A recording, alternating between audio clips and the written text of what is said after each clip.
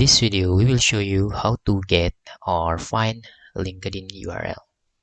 To find or get LinkedIn URL of your profiles, you can just click your profile in here. And to edit or get your URL, you can just click this. And you can edit the URL like this. And this is your LinkedIn URL. And you can get or change your current URL here and click save.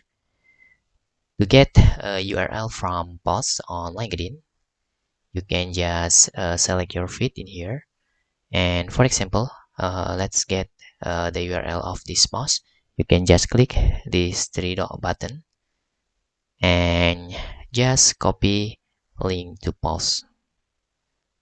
After you copy, you can paste in here and you will find this is the URL.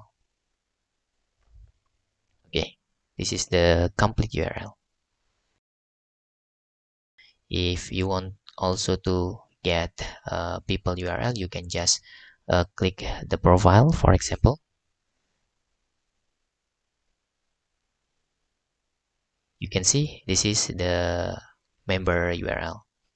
And this whole tutorial how to see or find or edit the URL on LinkedIn. Hope this video helpful for you.